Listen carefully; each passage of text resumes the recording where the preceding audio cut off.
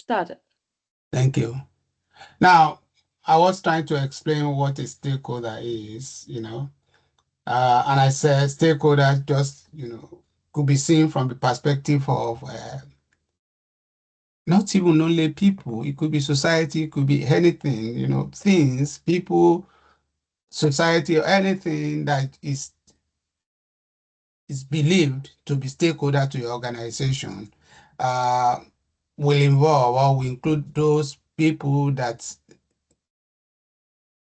their decision can have effect in your business and your way of running your business too can have effect on them. So it's like interconnected. People that are connected to your business that they can affect their decision, whatever they do can affect your business, or whatever you do in your business can affect them. So the two of you, the stakeholders and the business, must collaboratively collaborate in terms of managing each other because of whatever decision they take could affect the business as a whole. So like I said, there are examples of stakeholders. You have society, customer, government, lenders, community. So each of these five identify stakeholders. There's no way that whatever they do in terms of decision, practices, whatsoever, will affect the business. And again, whatever the business does could have effect on each of these. Let's take, for example, a lender. Every businesses needs maybe bank loan, or maybe need to get funding from somewhere. So the point is, if funders or lenders says we are not ready to give money or fund your business again, then possibly your business will die. Then in an attempt for these lenders and the business to be unified, understanding, the understanding themselves, it then means the borrower and the lender must manage themselves, you know, to the best of what they needed, you know. So you have to manage your bank very well in terms of paying back whatever loan you borrow from them, so that the lender will continuously be happy to give you more money. Yeah, and again, if you look at society, whatsoever you want to do, I think an organization should consider the interest of the society, because without the society, there will be no business. So this is what we say, stakeholder. You can take yourself as a group of students here at OPAIC or Future Skill that you are stakeholders. And that's why there's nothing OP or Future Skill will do that will not consider the interest or how such decision will affect the student. Because if student gets annoyed, it could have a sort of negative uh, uh, result on the school.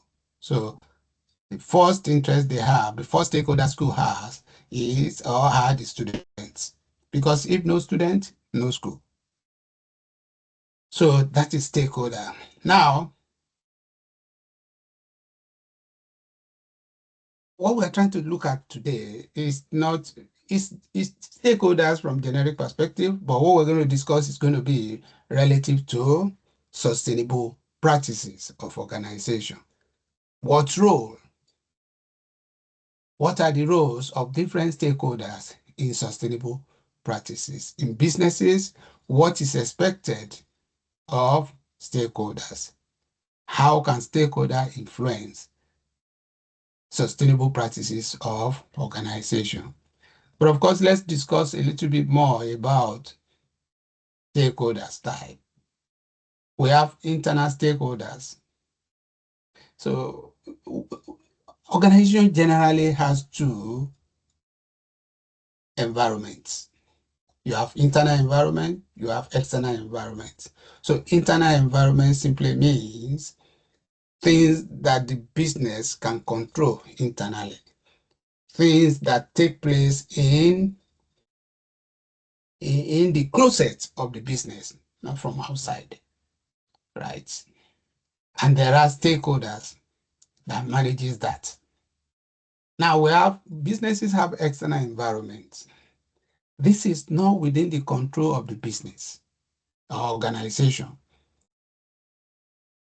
And they are very much important. The external environment is very much important for business because even though your internal environment may be peaceful, strong, but if the external environment is volatile or manageable, it's going to have effect on your internal environment.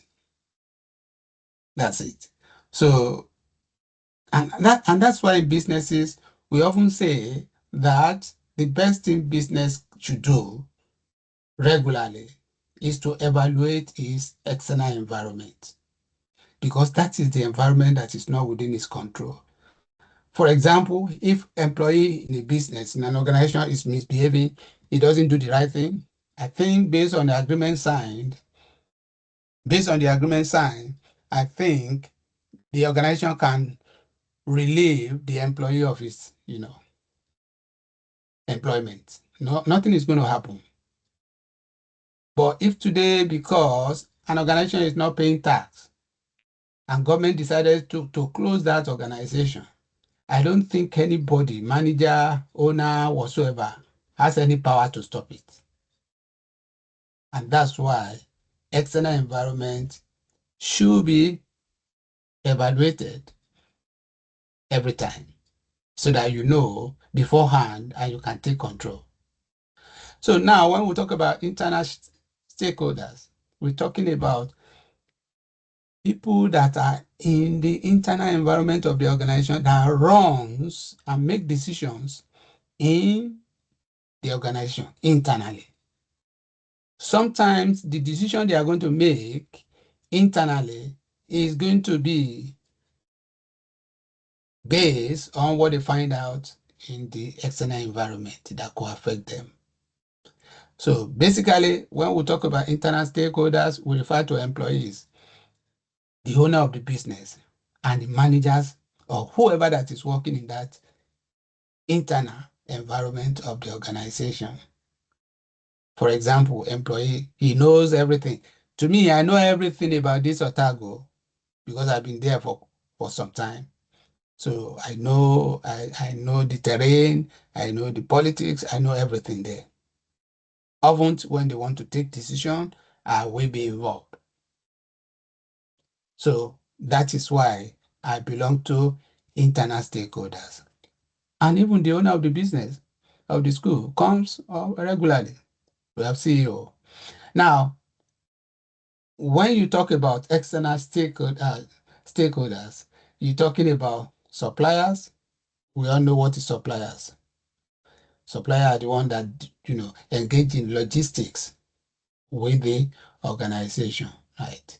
Now we have society. Yes, society is not internally working in the organization, but the organization itself needed the society because businesses are done in the society or by people in the society.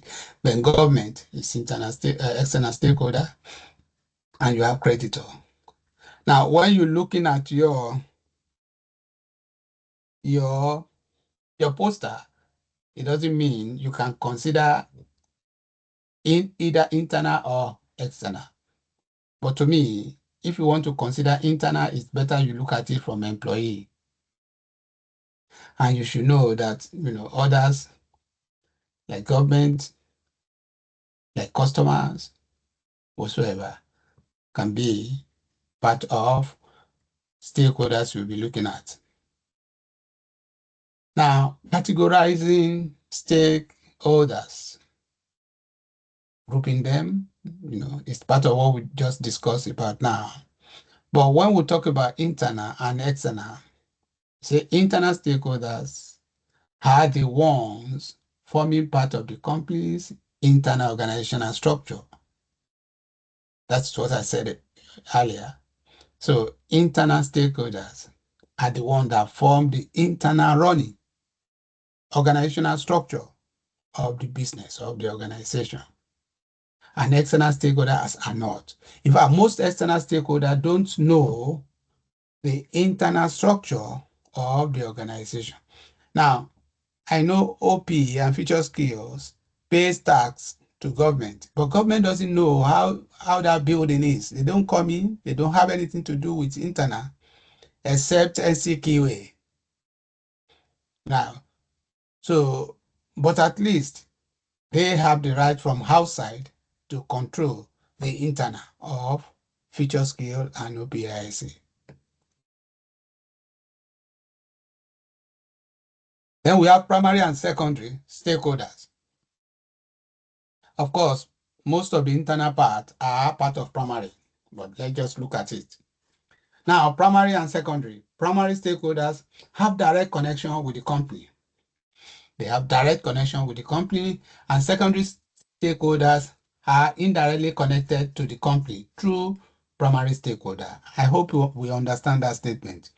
Primary stakeholders have direct connection to the company. The owner of the company will have direct connection. Employees will have direct connections. Maybe managers, whoever inside will have direct connection, right?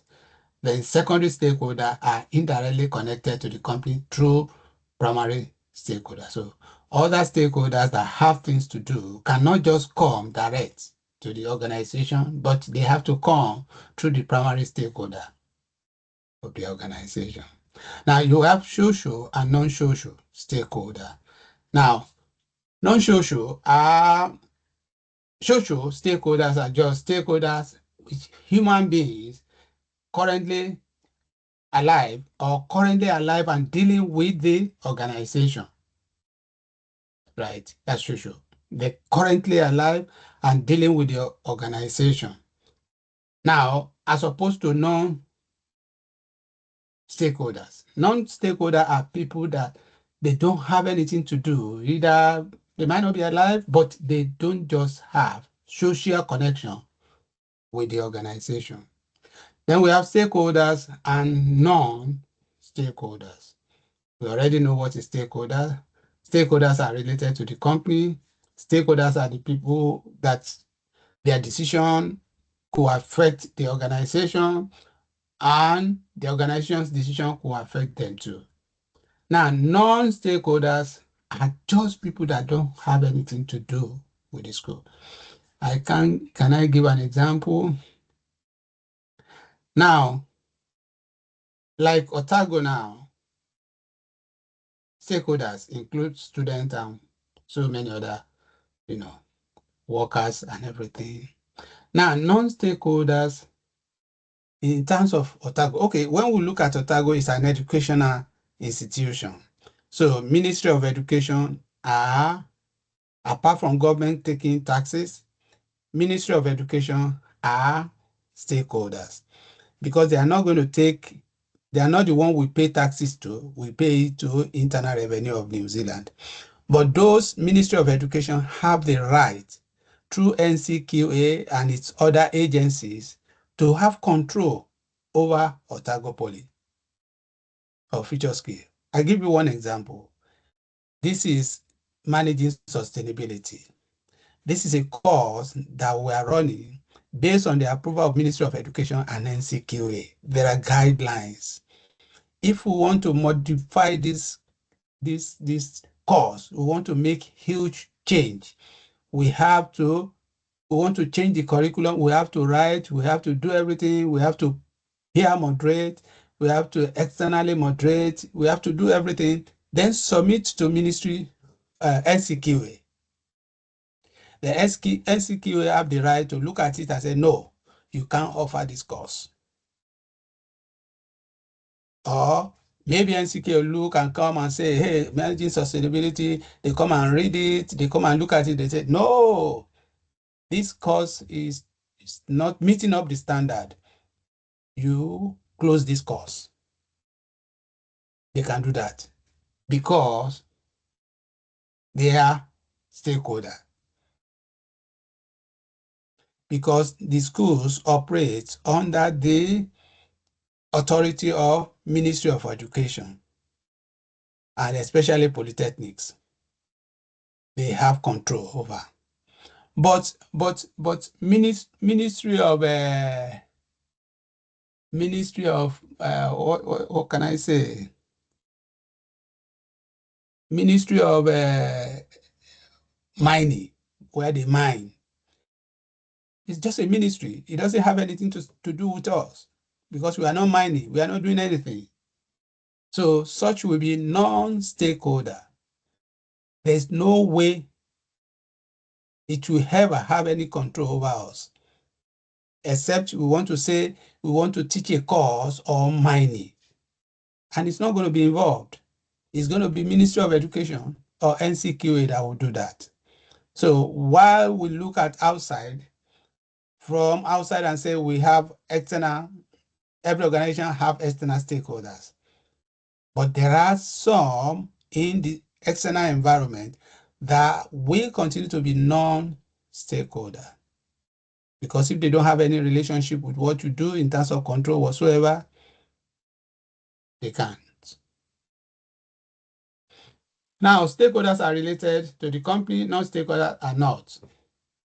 So these are categorization of stakeholders. Now, who are the internal stakeholders again? We're asking the question again. Internal stakeholders are also called primary stakeholders. They are primary because they are internal, because all the information, all the operational whatsoever in the organization, they are in charge. Nothing is hidden from them. Stakeholders are entities with direct interest or influence in a company. Direct influence. That's why employee will be part of them, because my working in OPAIC has direct influence on how students sees OPAIC. So we now say with direct interest or influence in a company, as all processes and results of the company's operation also affect them. So now it is reciprocal. As much to be a primary stakeholder, you have influence. It means that you will have influence in whatever the organization do. And again, you are directly related to the organization. You know in and out of the organization. You are involved in running the organization. So also, this organization too can have effect on you as a primary stakeholder. So as all processes and results of the company's operation also affect them. That's why we say stakeholders are those people that whatever you do could affect them, and whatever they do will affect your business too. So an example of internal stakeholders are employees of the company and its owners. So you can't take away employee of an organization as one of the most important stakeholders internally to the organization. So stakeholders are employee of the organization. So you can see internal stakeholders here from this little illustration. You can see managers of the company, owner of the company, employee, and investors. Investors really, okay. Investors really are not part internally, right? They are not part internally to me, but I know board of directors are part directly. Investors are not directly internal, but because they are the one that invested in the organization, in most cases, most of what we do internally relates with them, because it's like they are the one that give the money to run the business. I don't want to open this. Now, who are the external stakeholders? External stakeholders have an interest in the company, but have no direct influence in its decision and not directly affected by its performance. So you can see now, external stakeholders have interest, big one in the organization. But most of these external stakeholders don't even know how the business is run or the organization is run internally. They don't know. They don't know until maybe there's crisis and they are coming in to come and look at the situation. But internal stakeholders knows everything. He knows the lies. He might be part of people telling lies there, protecting the organization when the organization is not doing right. He runs it, they manipulate, they do everything. So they know, and they keep their mouths sealed. But external will not know. External will always say what you do internally on paper, you know, but at least they have influence. So, but have no direct influence on its decision. They don't have direct influence on decision of the organization internally and are not directly affected by its performance. So, customers and local communities, suppliers, and various governments or financial institutions are examples of external stakeholders. This alone that says financial institution, right, made me to say I don't really agree direct here that investors are really internal stakeholders. But in some cases, they may, because they invested money there. And that's why I'm looking at this, saying financial institution are example. Of course, financial institution will give loan to the organization. That's the end. Now, how you spend the loan given to you, financial institution may not come asking, as long as you are paying your loan back. In fact, when you sign an agreement, they say this is how you are going to spend the money, we approve it. They're not coming back to come and tell you, are you spending the money the way you want? All they wanted is, are you paying back the loan we gave to you? So that's a good example. I don't want to open all this. Now, you can have external stakeholders. You can see customer, local community, creditor, suppliers, government. You can see a bunch of lists that has been provided for you to prepare your slide. So make it easy for yourself, right? Now, you can see internal stakeholders, you have the owner, you have the investor, you have board of directors, you have managers, you have employees. So you should be able to know, but the challenge you will have is you have to think out of the box yourself or read to know how maybe employees and manager to me are almost the same thing because manager is employed, right? So maybe community customer, what are their roles in sustainability practices, decision making of your organization you have chosen? What are their roles? And how do they influence the organization taking decision about its sustainable practices?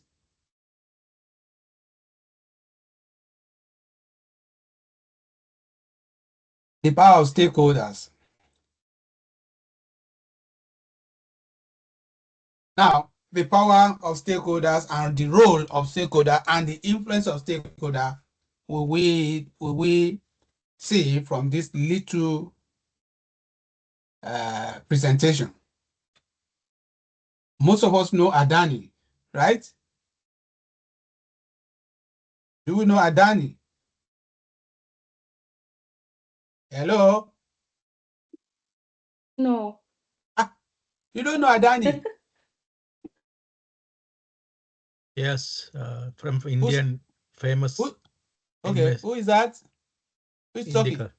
Indica. Okay, who is Adani? Adani is the famous businessman in India. Thank you very much. And this Yeah, person he is talking the to me. richest person in India. Yeah, this person talking to me is from Sri Lanka.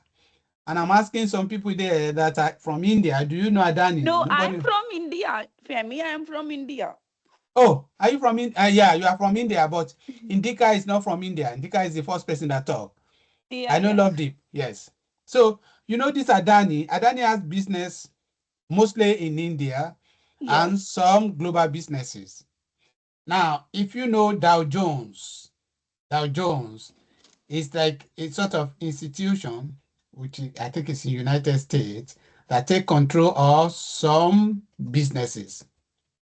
Now, while Adani committed some alleged, I don't know, uh, alleged unethical business, right? This most of these big people, they think they can buy their way. Nobody can take control over them. But when this man did what he did, it was reported, and when this Dow Jones found out, they have to blacklist him. Not in India, globally.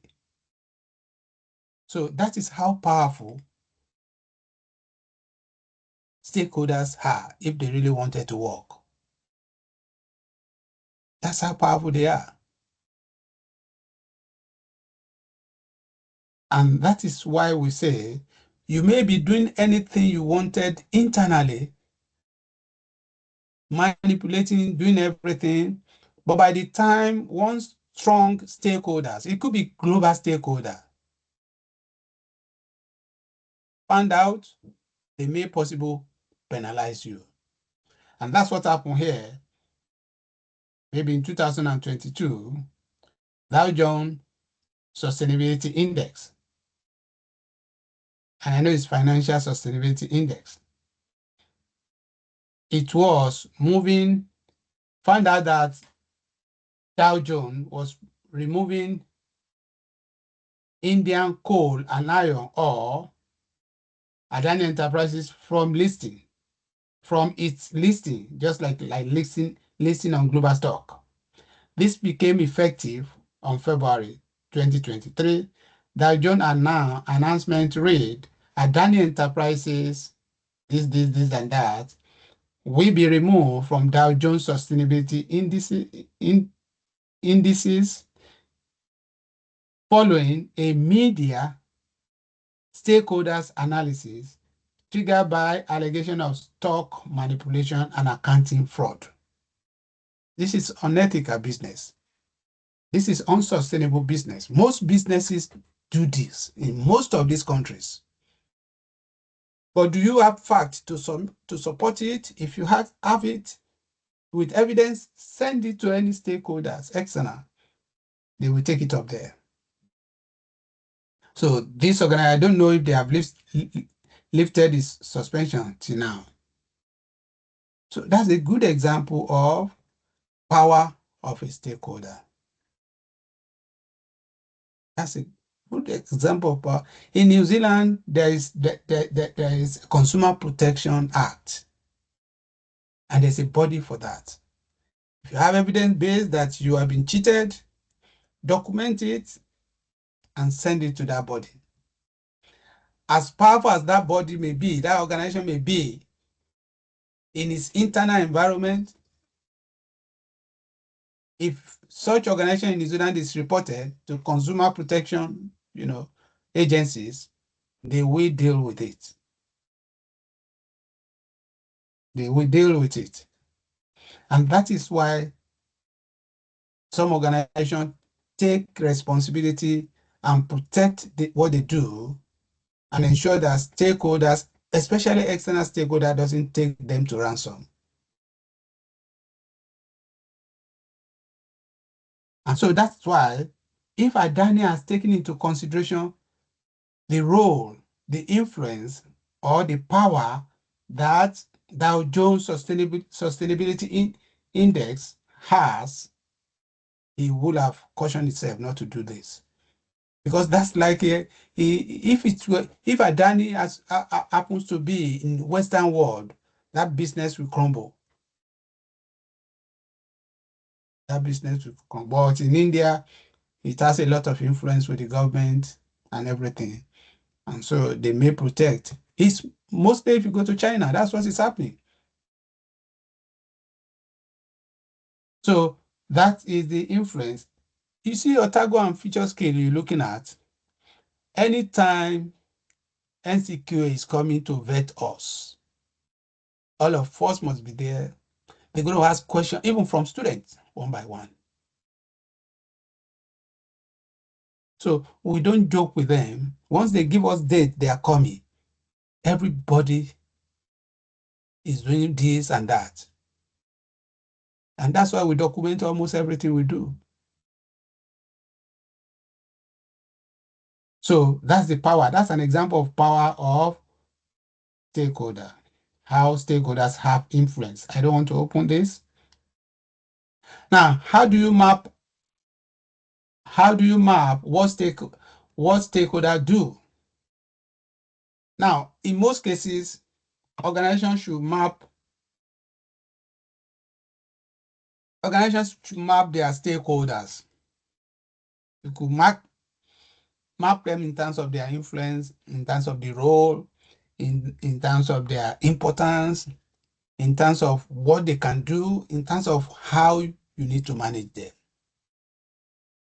There are different types of stakeholders, and they have different responsibilities and roles. Now, for you to map your stakeholder to ensure what they do or what influence they may have, you have to identify the focal entity. The focal entity defines the perspective from which stakeholders analysis is conducted. So you are doing this focal entity so as for you to be able to analyze them. That's why I say you group them, you identify where they belong, right? So for you to do that, you make a list of stakeholders. You make a list of important stakeholders or direct stakeholders to your organization. So prepare a complete list disregarding type or strength of relationship to vocal entity. Just make a list of them. Then after that, you group them. You organize the map.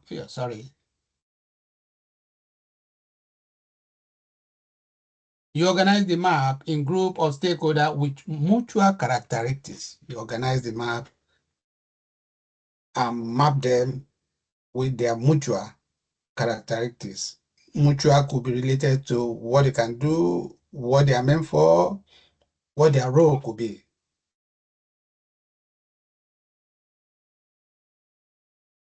So you are doing this so as to know who and who are important, what and what can I do, how do I manage them? If they are very close to you and very important, the type of management you do, the type of relationship you're going to create will be different from a non-related stakeholder, a non-primarily related stakeholders. Now, if you look at this now, this is categorization, right? You can see non-stakeholder, right? You can see secondary stakeholders. You can see primary stakeholders. So all these primary stakeholders, they will have mutual. Certain characteristics may be very similar to them. And the same thing with secondary. For non-stakeholders, do you really need to manage them? Because they are not, they could be stakeholders in some other organization, but they are not so much of stakeholder to your own organization. But they are within the whole New Zealand external environment to businesses. Now, examples of non-stakeholders are unaffected ecosystem, unrelated government. That's what I said then, the Ministry of Mines and Power may not be stakeholder, it's a non-stakeholder to Otago Poly. Now, unrelated market, yes. Otago Poly and Future Scale, its external market is educational, let me say educational environment, right? Because even if they want to recruit teacher, they're recruiting teacher because he's fit into teaching. Even if they want to recruit somebody in admin, first floor, they are recruiting them to first floor because their experiences and capability relate with managing students. So in that case, that will be related market to, academics. So, but there are some unrelated markets. So maybe somebody that reads uh,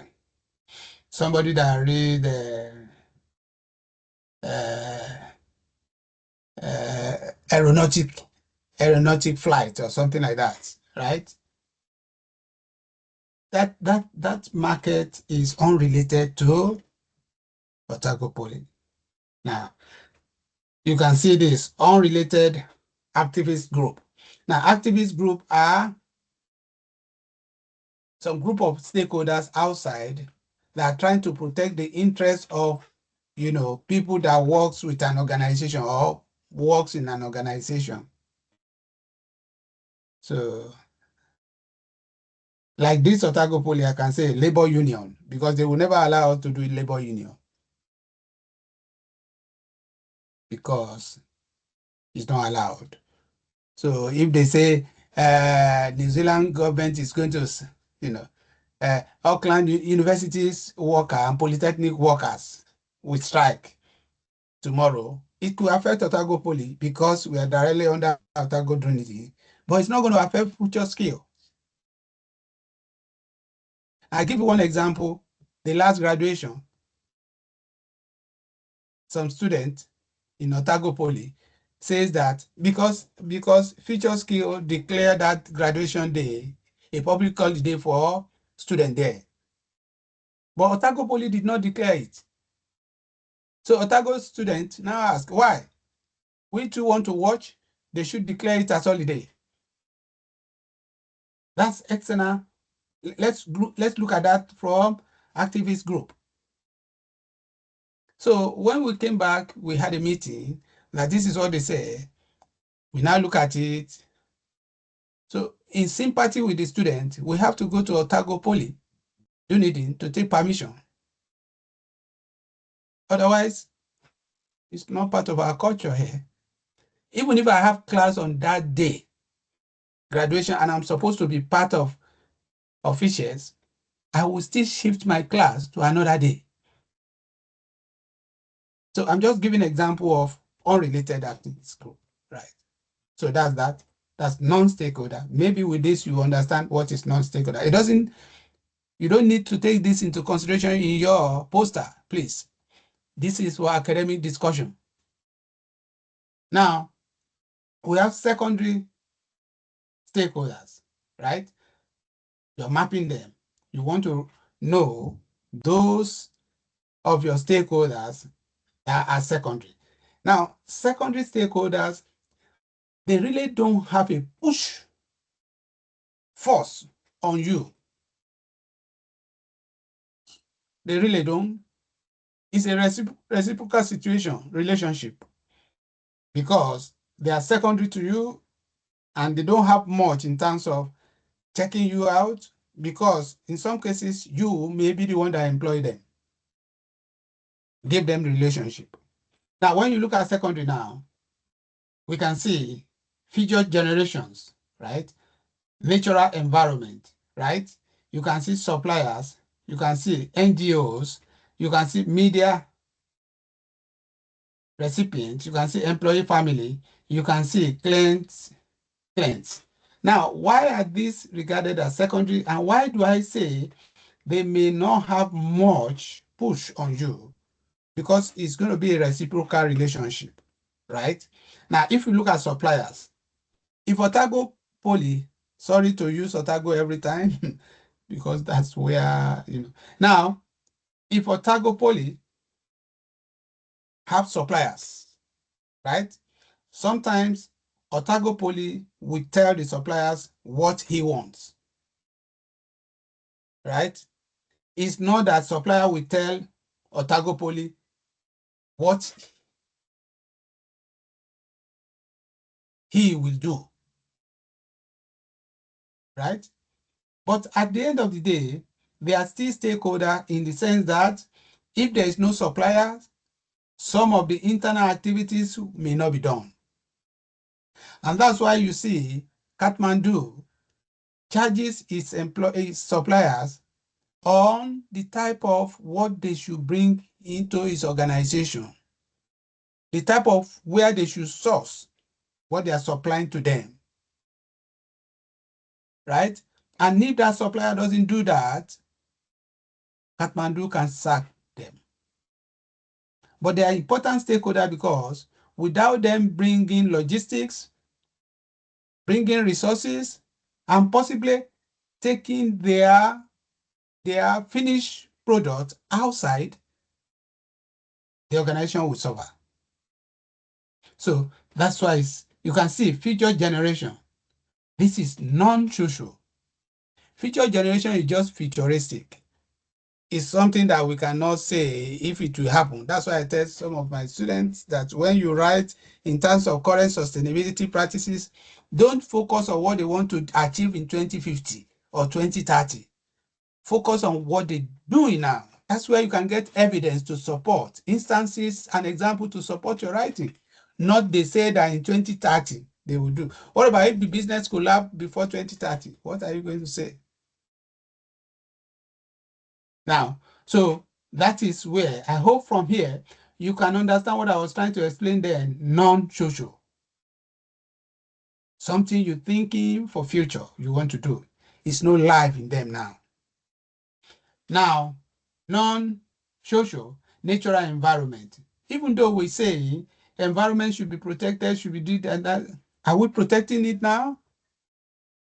Something you are not protecting now, how will you protect it in the future? You will have destroyed it before the future. So that's how you understand all this. You can see suppliers, NGO, you can see media, recipients, employee family. Yes, employee family are secondary because you don't employ them. You only employ one person from that family. So your responsibility to that family is that first one person you employ. And of course, secondarily, if there's fund or you have a policy that extend assistance to the family, then that will be secondary. To me now, primarily, Otago employ me. I cannot say tomorrow my wife is having constant headache, Otago come and help me. It's secondary for them.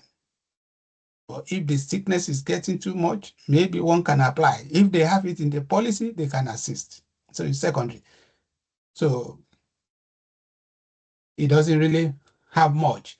But they need to be managed because their impression and their decision about you could have multiplier effects. Now, you can see all this. Now, look at primary now. You have to map out all this. You have mapped out non-stakeholders. You have mapped out the secondary stakeholder. Now, if you look at this secondary stakeholder, they will have mutual similar characteristics. They will have mutual and similar understanding of what they need, how they can work with an organization, what is expected. Now, the primary one is the one that is mostly, we're not saying these are external. We didn't categorize this as external stakeholder. Now we're looking at them as secondary. They may be needed, but they are not primarily, you just mapping them in terms of maybe categorization. You have categorized all this as non-stakeholder. You categorize this as secondary. Then you categorize this as primary. And you categorize this as internal. Why are these primary, right? They are primary because they have direct role, direct influence to your organization. Vis vis you, your organization to them. Look at regulators, right? regulator. As far as you consider this as internal, this you're looking at them primary, but they are still external. Right. Now, they are still external, but they are primary. Now, look at it. Regulator, like NCQA, it is not internal to us. They have their offices outside, but they're one of the primary controller, checker of future skill and Otago Poly, local community. They're external, but they have primary responsibility to check you, to check an organization. Supplier, regulator, media. Now, media can just kill an organization. They can do character assassination, just tell lies about an organization, and that organization will collapse. And that's why you see every organization want to be friendly with major medias in their country. Now, the foremost category is the internal, which is owner and employees. First animal, this relates to an organization that does anything with animals or whatsoever. So this is how categorization are done. So when you categorize it, there's one thing we call stakeholders management. There's something we call stakeholders management. So all these are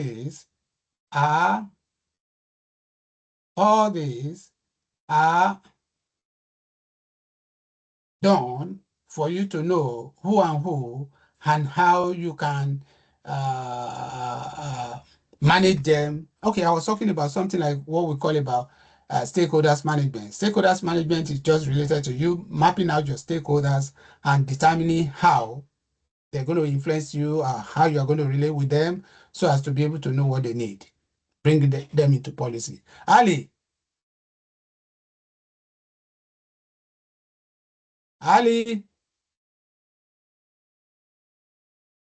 Can you hear me? Good morning. yeah, money, Yes, I have a question. This yeah. diagram is very interesting, but this is not necessarily means that every company should have the same map. Is that right? It's not necessarily no. You see, when you want to, it depends on your business area, right? But Mhm. at least you just have to map. How you map it out is dependent on what you want to, how you want to categorize your stakeholders so as to manage them. So we need to justify our own company, but the final diagram and the stakeholders might have a um, different composition, different from this one you show us. Yeah, because it depends on what are the composition of the stakeholders you have. If your organization is into the military now, right? Mhm. Maybe it's categorization of people that will be stakeholders to map them may be different. Now, if we are mapping out stakeholders in Otago Poly now, we will not be talking about, we may be having suppliers, NGO, media recipients. I don't think we need all this, right? Because even if you are saying employee family here, right? We may Mhm. be saying student family. Okay. We may be Actually, saying student feelings. yes. We may be saying acculturation, Mm. because when you come from India or maybe from Zimbabwe, right? You have to Mm. acculture yourself to New Zealand culture or Maori culture or whatsoever, different from what you do in your country. So Yeah. these are secondary so that if they come to school here, the school may map them as secondary, that they need to. That's why when you first came to this, when you did your orientation, the first thing they're going to tell you is Maori haka, Yeah. Maori culture, Maori everything. They will greet you in Maori, they will say this and that. That is secondary. That's not your primary responsibility coming to New Zealand. In fact, if some people knows that they are going to be speaking Maori language, they may not come. Mm. So mapping is dependent on the type of sector of the economy or industry that your business belongs to. Yeah, okay, thank you. So that's my understanding. But every organization, this is not related to 5 small business. Yes. In fact, medium business may not need it, but a business that is big, comprising, good number of employee or anything in terms of stakeholders, like Fontira now. Yes. Fontira must have this. Fontira is Yeah, a global organization. So Fontira cannot categorize stakeholders based on these templates. It cannot, but it will categorize this primary, right? And it will categorize this internal. But when it comes into secondary, it may be, even non-stakeholder may not be the same thing like this.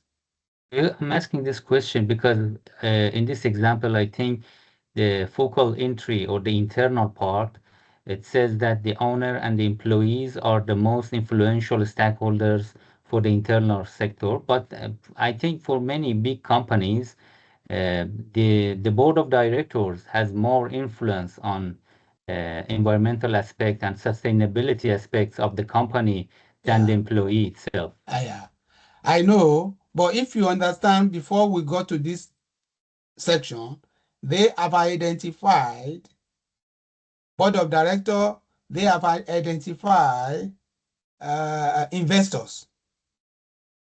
Yes. Yeah, but they didn't put it here because one thing I want you to know is that this is a map, maybe found in textbook or maybe found somewhere, and the person that designed this course copy pasted to explain.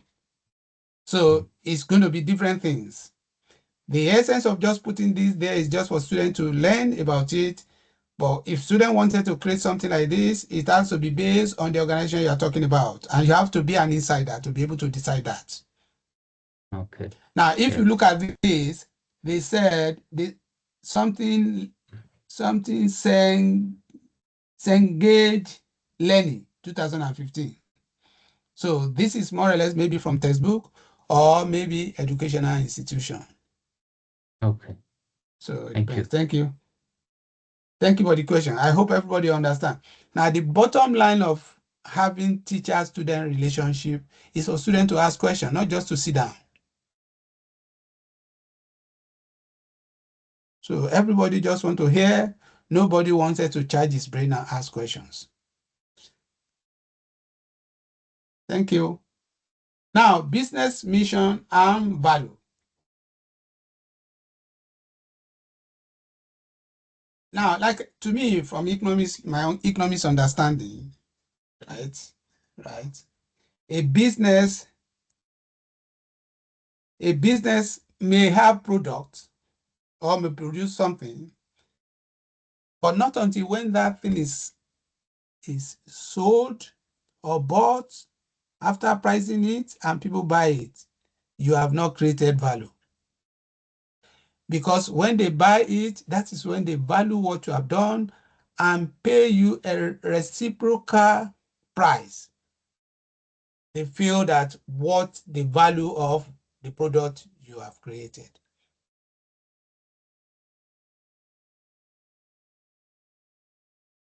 So now,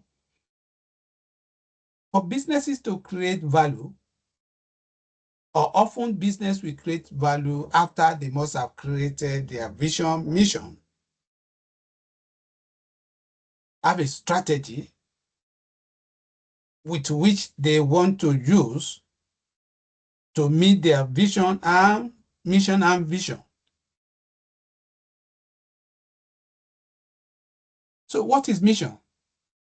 Does the organization mission focus on primary? What is mission? What is vision? Mission is longer. In most cases, mission is shorter. This is where I want to be in the next 10 years or 20 years of my business. This is the mission of setting up this business. And how do I want to achieve my vision and mission? I'm going to use this strategy. To use this strategy, what are the methods to apply? Now, mission. Does the organization mission focus primarily on egoistic motive, such as maximum profit or maximum shareholders value?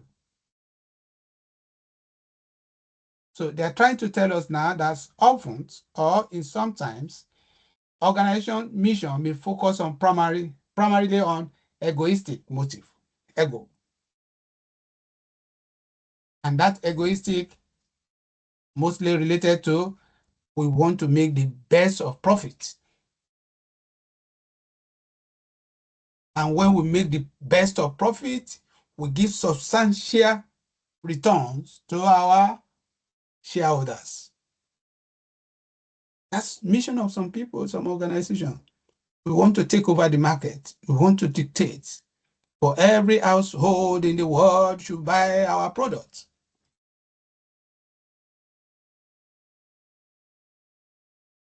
You know Coca-Cola. You know Coca-Cola. I don't even in the villages, you will see bottle of Coca-Cola. It used to be the best business you can invest in those days. Coca-Cola should be more than 200 years or so.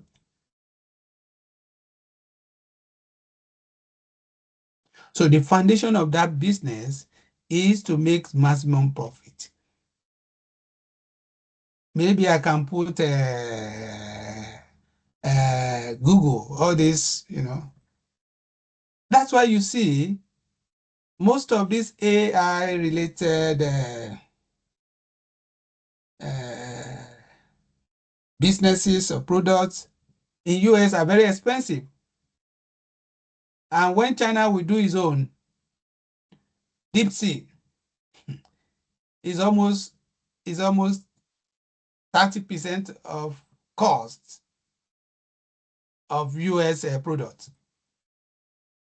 And they perform better. So meaning that for deep sea, it's not all that profit per se. They are not coming out because we want to make that money. They are coming down, they are coming up because they want to cut down the egocentric situation of most of these AI companies in US. And they did. They did. But you have to know that this is done because most businesses in China, at least global businesses in China, are supported by Communist Party to fund them. I listened to a documentary yesterday. One young guy that started AI doing something. I'm coming, please, Indica. AI doing something. Started his business 2 years ago with just 4 employees. Now he has 250 employees. And he said it out, I cannot do this if not because Chinese government supported me. Now, he said his ambition is to produce the MRs globally at cheap price. So that is, most businesses in China are not wrong for egocentric, at least at the beginning. So some businesses are just like that. We just have to make returns, right? Otago Poly before used to pay 28,000, but now, now it's about 48,000, 20,000 right? Feature scale is still paying low. That's to tell you the mission of feature scale and the mission of Otago Poly. So that's what we say, business mission and value. Now, mission, does the organization mission focus on primarily egocentric motive, such as maximum profit or maximum shareholders value, or primarily on philanthropic motive? I can't give an example of China being philanthropic, but there are some businesses that they set it up, not making profit, but just to support people. They will still make profit, but the intention, the mission is not to kill people with the price. It's just to make the product available and support people with little charges. Now, hello, Indica. Yeah, doctor. Yeah, Um, question? Doctor, can you give a few examples about the egoistic motives? That's what I explained now. Can anybody explain it out again, what I said? Thank you. I will answer you, but I want somebody. Can somebody explain?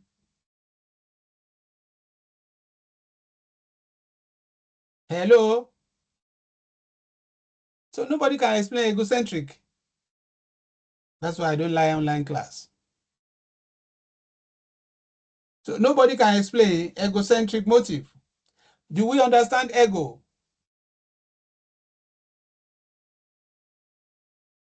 What is ego?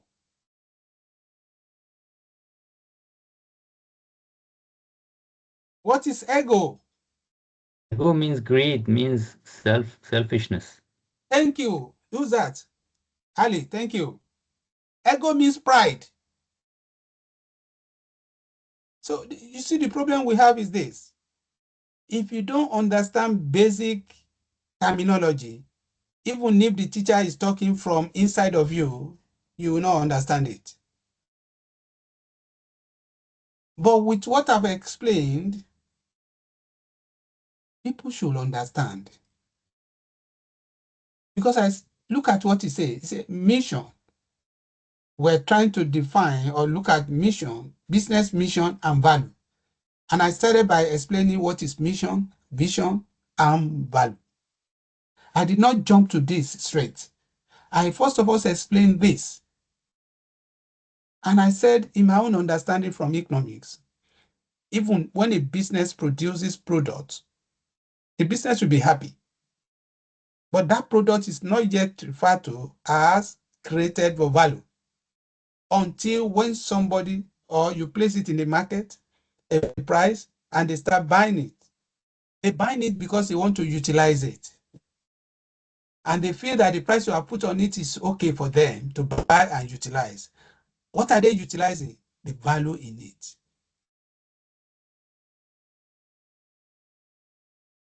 And I explained for that. I can't go back to that again. But now, the question now is, like earlier I said, mission is for short. You know, this is the mission why we set up the business, to do this, to do that. After we're doing this and that, our vision is in the next 10 years or 20 years, we want to capture the whole world. This product will become household product anywhere in the world. That's a long-term vision. But to attain this vision, first, your mission will be settled. Mission is primary. This is what we want to do. When you have a mission, you have to have how that mission will be achieved. Then you have to create strategy.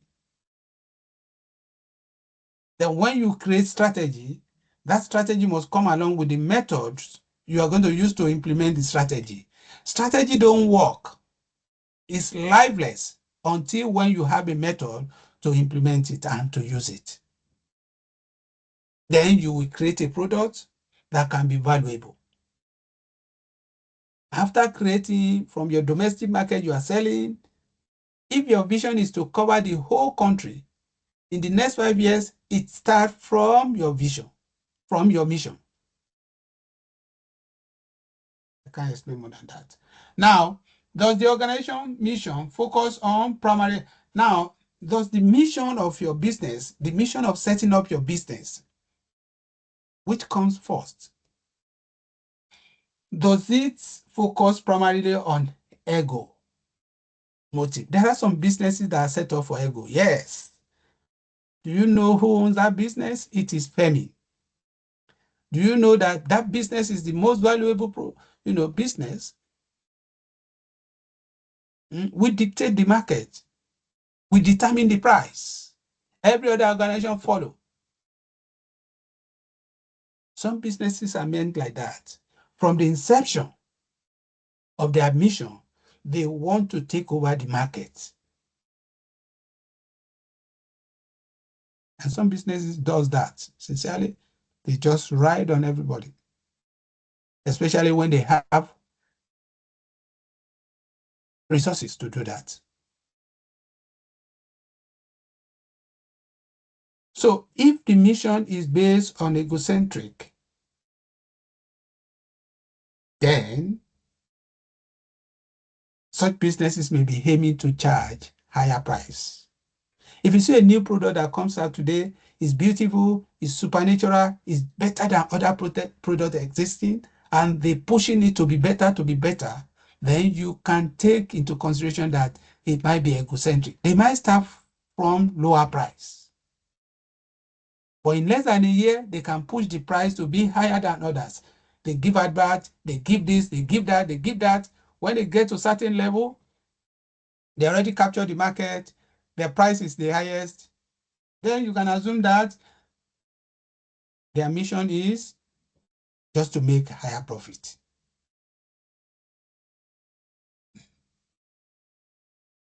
Then there's one thing to make higher profit. I tell you, there are so many businesses that is limited business, family business, already they've captured the market.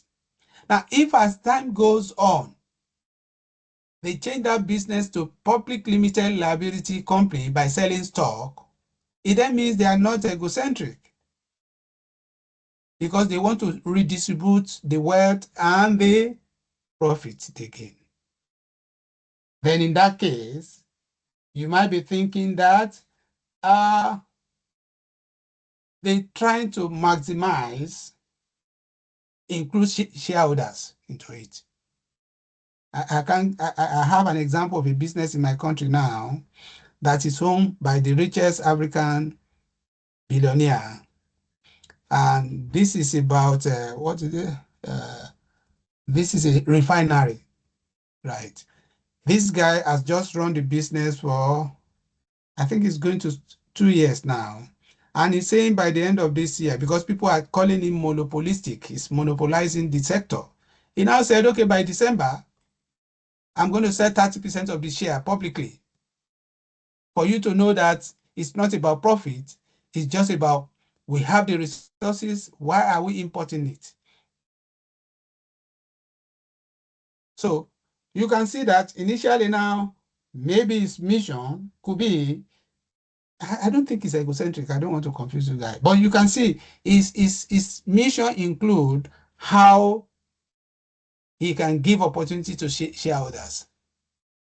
So, but when you talk about egocentric, for what's the name of this guy? When you talk about egocentric, just know that if a business mission is to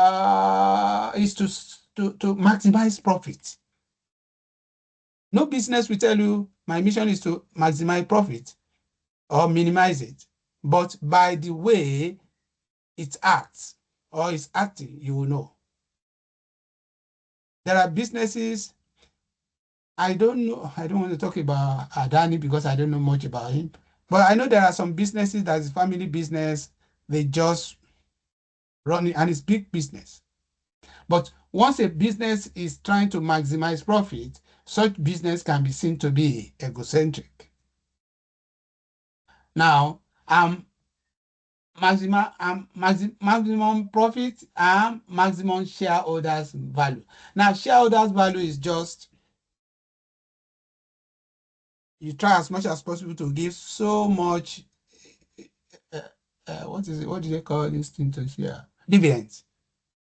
You just want to make more profit so as to give more returns to shareholders.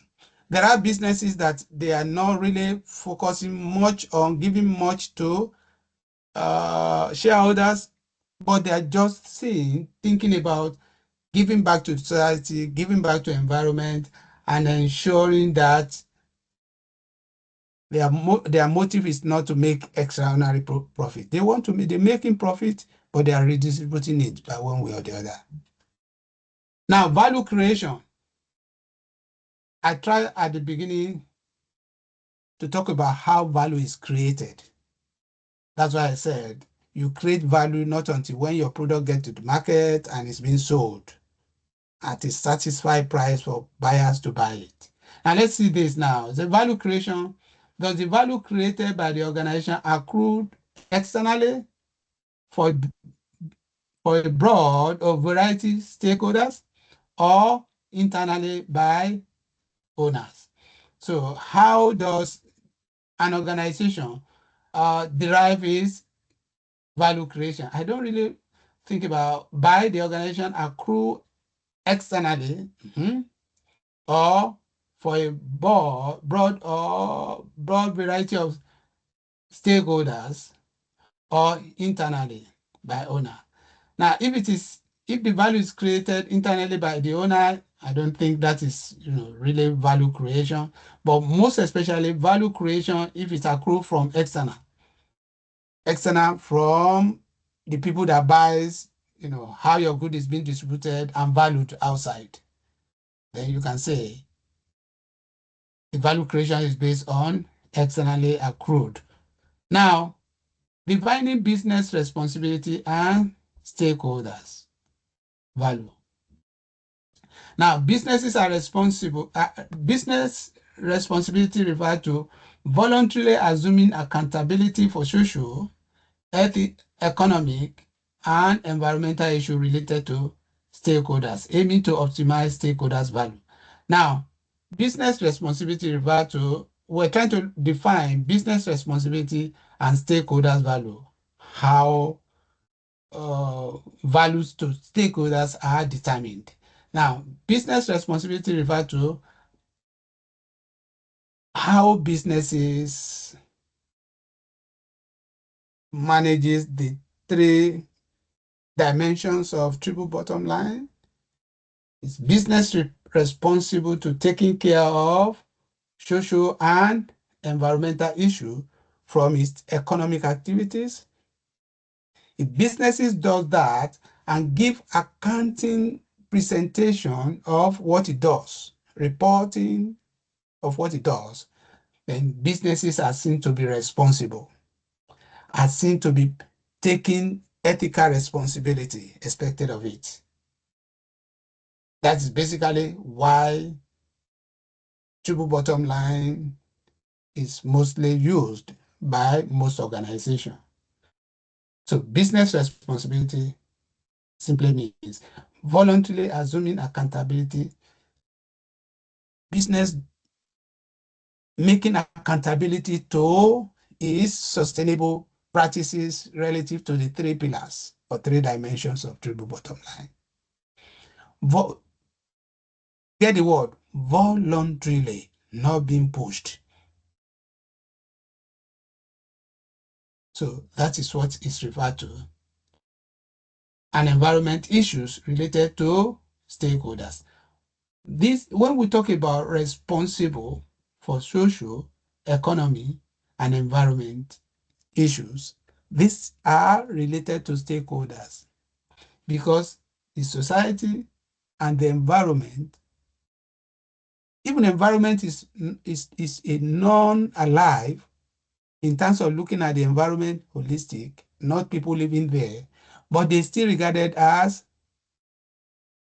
indirect stakeholders to organization by way of organization going there to give back to the environment. So that is when we say business seems to be responsible, right? And you are doing this because the stakeholder will value you. Today, managing sustainability practices is a marketing strategy for every organization. And why are they marketing it? Why are they using it as marketing tools? It's for the stakeholders to appreciate them and come along with them that they are doing the best and they are being responsible. Even though they can doctor their books, but at the end of the day, they will still be seen as doing something, which some might not be able to prove it. Now, stakeholder, aiming to optimize stakeholders' value. This applies to all types of businesses, equally independent of size, maturity, or organizational structure. Now, the activity we should have done now is the value of, say, is the value the same for all stakeholders? If not, how can companies satisfy stakeholders? Company can only satisfy stakeholders if you created stakeholders management templates structure. And if you categorize your stakeholders, knowing what they want, and you try as much as possible to satisfy them based on their wants and needs. Not all stakeholders will say, we want highest dividend from you. Like community will not say, because we want dividend from you, come and destroy our environment and go. No, they won't do that. Some member of the community or society will say, we don't need your dividend. We need you to come and build road for us. You can only do this if you map out detail, needs, expectations. Because even in community, in society, expectations will not be the same. So all this will be done. That is the only way you can satisfy stakeholders. I don't know if it is in this course I taught that how to satisfy stakeholder. I taught it in one particular, how to satisfy stakeholders. I taught it in one particular course. Can't remember again. So, but you need to know how to satisfy your stakeholders. And that's why you need to categorize. That's why you need to map out. In fact, you could map out your stakeholders' needs first before you create stakeholders management, for them. So that you could know how you're going to manage this type of stakeholders, how you're going to management of stakeholders simply means or focuses on studying your stakeholders so as to know, study your stakeholders before you create any stakeholders, any sustainable management policies. You take input from your stakeholders, information from your stakeholders on what they need. And when you are creating sustainable policies, you talk to them, you share with them, you collect information from them before you finalize the policy so that they are part and parcel of what you are writing and they know that you've taken them into consideration. You may not be able to do this until and after you have mapped out. Definitely, what employee wanted from you is not the same thing what customer want from you as an organization. So if you are looking at customer perspective to give to your employee, they will still resign and go. And that's what we're trying to say. If you want to answer this question, is the value the same for all stakeholders? If not, how can companies satisfy stakeholders? All stakeholders. You just have to study them, include them in everything you want to do, get information from them before you create policy, and let the policy be binding. You can create variety of policies, but you have to apply based on need of the categorized stakeholders. Now, most of your customers will want your price to be fair. Most of your customers will want the quality of your product to be better. Now, how does that relate to employees? Now, employees will be the one to make your product quality. Maybe will be the one to make your cost of production lower. But they can't do that without you creating research and development. They can't do that without you giving them structures that could enable them to. They can't do that if you don't give them autonomy to innovate. Now, after giving them all this, you cannot then tell them to still be collecting the salary they are collecting 5 years or 3 years ago when they are progressing your products. These are two different stakeholders. So satisfaction given to the two of them is not going to be the same thing.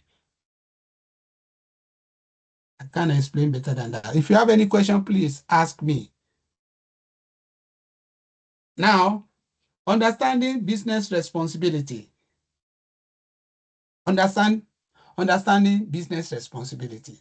Now, for business to be responsible, right, there are certain things that business must look up onto or tidy up. We have instrumental.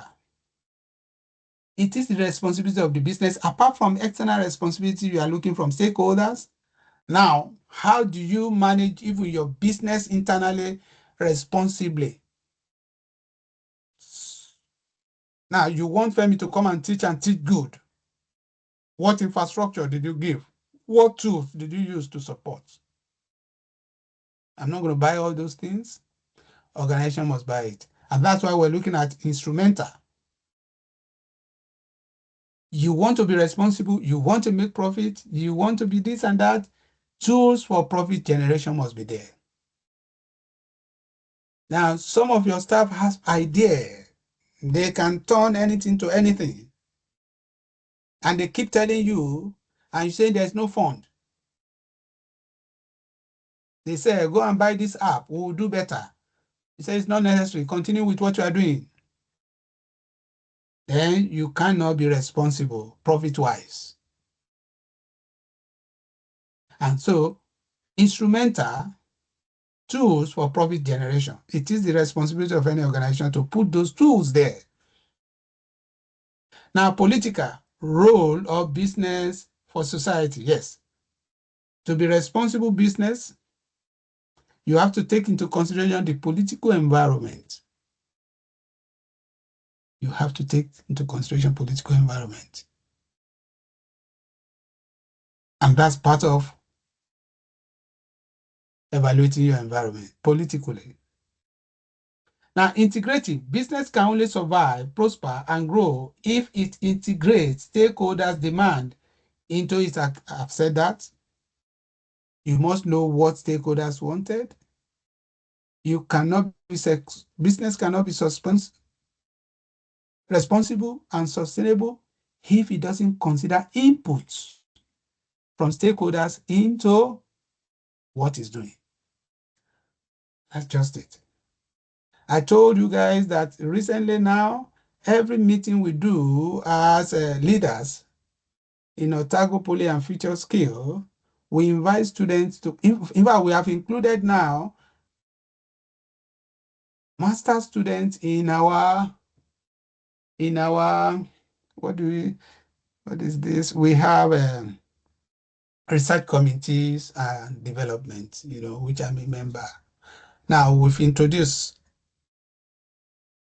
2 or 3, every time we're going to be having meeting, 2 or 3 research master students will be there so that they talk to us what they need, what challenges, what do they want us to do more. And we tell them what we wanted them to do. Apart from Otago Future Skill Leadership Committee, where we talk about what the whole organization needs to do, and we invite students to come and tell us, student union to come and tell us what they need. So I'm saying this business can only survive, prosper, and grow if it integrates stakeholders' demand into its activities.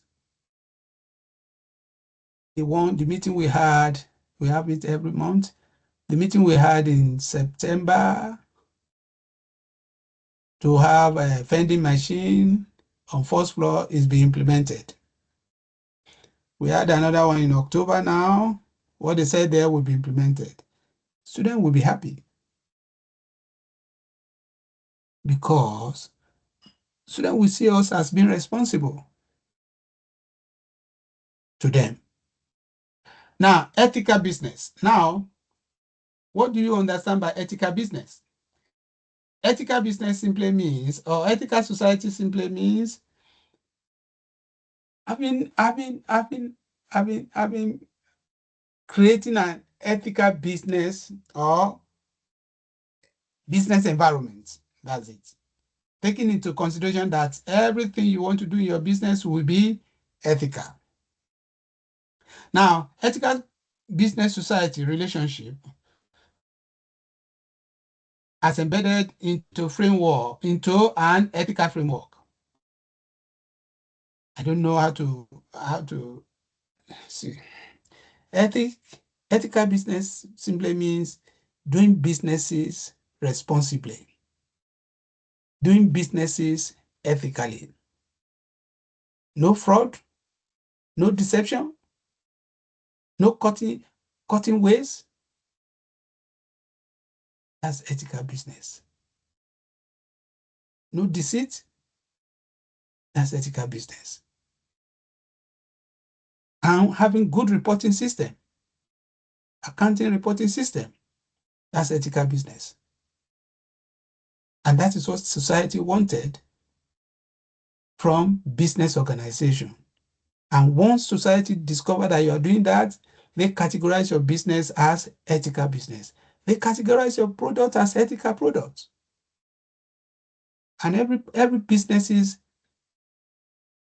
sincerely try to do that, because what comes around goes around. Now, responsible management subject to background and discipline. Now, what do we mean by responsible management? We've discovered that before. Now, a responsible management is just a business that does responsible things. Now, we're trying to categorize them now. Responsible management subject by background and discipline. How can you, when you run a business from sustainable background, right? How can you be seen to be responsible or doing responsible, being responsible management wise? Now you can see sustainability. Businesses that wanted to prove or be responsible in sustainable management, right? Definitely is seen from the perspective of triple bottom line in most businesses. Now, what are you supposed to be responsible to? You have to be responsible to water management. You have to be responsible as manage global warming, deforestation, overpopulation, poverty and hunger, ecosystem degradation, biodiversity loss. All these are what good businesses should be responsible to. How will you be responsible to all this? You give account of your responsibility management towards all this. And that's why you see most of the New Zealand big businesses report on all this. They will report on what they do from their businesses that could affect global warming. That's why they will tell you we plant trees. I don't know if they talk much about overpopulation, because population here is never over, it's under. Poverty and hunger, right? Ecosystem degradation, all these are part of United Nations Sustainable Development Goals. And remember when we did that development goal, we said these 17 items, United Nations expected businesses to run them along with their organization. So that's triple bottom line. Now, again, responsibility stakeholders. Now, how do you manage, being responsible to stakeholders? Remember, we say we have variety of stakeholders, employees, we have customers, we have a lot of, So both businesses should be responsible in managing or in making sure that these are identified in the organization and managed along labor standard. So it is expected that a responsible management will have certain rules guiding labor standard. No employing underage, no underpayment for employers. Now, consumer rights and protection, you must adhere to consumer rights and protection. That's why we have consumer rights and protection tribunal in New Zealand. Right. So that is that. Workplace diversity, especially in New Zealand, most businesses, big businesses, engages in workplace diversity because this is a diversified environment. We have community well-being, yes. How? What did you do to be responsible to community well-being? Supply chain practices. Yeah, how do you take priority over supply chain practices? You create an understanding of the relationship that should happen between your management of your business and management of your supply chain partners. I know certain organizations will tell them, go and change your fleet of trucks. We won't do business with you again if you are still pumping gas to the environment. Good citizenship, respect for law.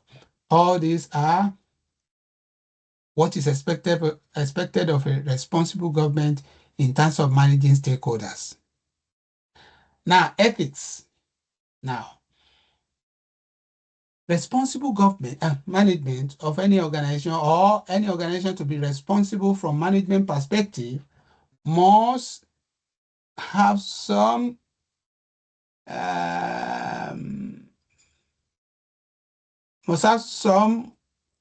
list of ethical activities it does or it should do. Now, you should be able to understand and give priority to human and natural rights. Don't deprive anybody who works with you, customer or anything, basic human rights.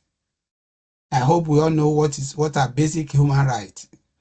You have the right to live, you have the right to communicate, to talk, you have the right to work. You have so many rights that is given not even by United Nations but by God. Now, you have income inequality, right? You have corporate governance, yes. Corporate governance, fair competition, yes. You don't fair competition, you don't kill your competitor for your product to survive. Fair competition, you minimize or eradicate corruption in your organization. Marketing ethics, yeah. Even though every organization wanted to be aggressively marketing products, but there are some ethics that cover that. You don't assassinate, character of your competitor just because you want to be recognized. Accounting ethics, that's the most important thing. You don't falsify accounts.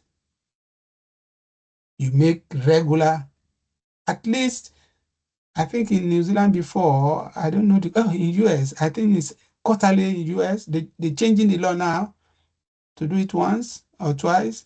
Quarterly in US, organization must prepare their accounts to share it in the public.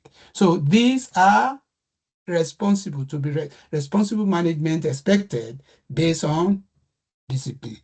Now, okay, I was trying to say managing stakeholders value. Okay. Now, if you look at this, managing stakeholder, that's what we're trying to say here, right? I was trying to remember, I didn't even know it's discourse. Now, process, how you manage stakeholder, responsible management. You assess stakeholders. You do some assessment of your stakeholders. Then, when you are assessing them, then you are managing them. You are doing, you are trying to manage them. I think it's in risk management that we have identification of risk, assessment of the risk, and co like that. This is related to responsible process, responsibility management. You have stakeholders assessment. You assess your stakeholders. Your assessment could be based on what they need, what they want, how to include them, like that. Then once you are doing that, you are trying to manage stakeholders. That is the process of stakeholders management. Now, external stakeholders value, when you assess them, you would possibly know the value that they wanted, and you have external stakeholders value. So when you assess them and you try to manage them, you will know what they value, both external and external. When you're doing all this, you are doing business responsibility. When you assess stakeholder, management of stakeholders, and you find out that the value they wanted or how you can give them value, both external and internal. When you do all this, then you are doing business responsibility. You're doing business responsibility. Now, at the end of the day, what will you get? Stakeholder value optimization. You'll be able to optimize what stakeholders wanted. And it's going to be both internal and external. Because it is important for you to know what your stakeholders wanted, but you cannot know until when you involve them. You ask them questions. Stakeholders in businesses are like your baby. You have baby. You give birth to about 3, 4 babies or children, right? So you need to assess them. You need to manage them based on what they want to become. Some will say, "Mommy, when I grow up, because I'm a lady, I feel for mommy, I want to be a nurse." You are doing all this because you want to assess them. They are your stakeholders. You want to assess them. You want to know how to please them. You want to know what they want to become. You want to know what they need from you. Then when he says he wants to be nurse, then you have said, to be nurse, this is what you're going to do, this is what you're going to do, this is what I will do for you. Are you satisfied? Hey, mom, if you can do that, I'm okay. I will continue to be loyal. The second one will say, like that. It's like my last son, when he got to year 13, normally I ask them, what do you want to become? My son said, let me complete it first. So when he completes, I say, what are you going to do now? He said, I will determine, I will say. So later he now invited, one of my family friends invited us, not knowing that my son has gone to that family to tell them that I don't know how to tell my dad, I want to do trade. I don't want to go to university. So now I wanted to fight with him and everything. So some of my family friends said, no, that's what he wanted. You need to talk to him and assess him. Why? Everybody cannot go to university, become doctor like you. That's what he has chosen. And if you don't manage him based on what he wanted, you might lose him and he may hate you. So I sat down with him after a long quarrel. I sat down with him. Why? What do you want to do? We start talking about there are alternatives like this. He wants to do this. I don't think that will be good for you. Another family said that may not be good for him. We came. We involve people from outside. Women will not talk. The mother doesn't talk. Now, that's how we manage him, and that's how we became responsible to what he wanted. Now he's grown up. Now he's doing fine.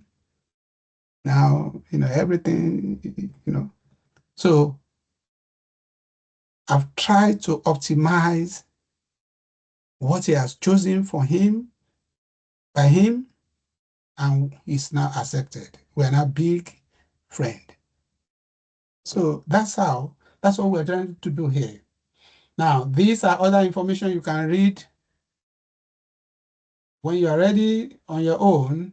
So This is just what I wanted to cover. This is what we're supposed to cover. We cover this now so that you can take some insight into this and still work on your poster. And Indica, are you okay now? Indica, Yeah, I'm good. Okay. are you okay with your Okay. question? Yeah. Because I didn't ask you back then. Yeah, good. Okay. I got it. Thank you. So please, if you have any question, feel free. And maybe in the next 10 minutes now, I will try as much as possible to send those reports to you in your email. So keep watch, right? Any question, please? Ali, Ali, any question? Yes. No, thank you very much. Thank you very much too. So any question? So expect your feedback now. I will send it immediately. I think I have everything on my desktop, so I will send it to you guys now. Any question? We meet on Thursday.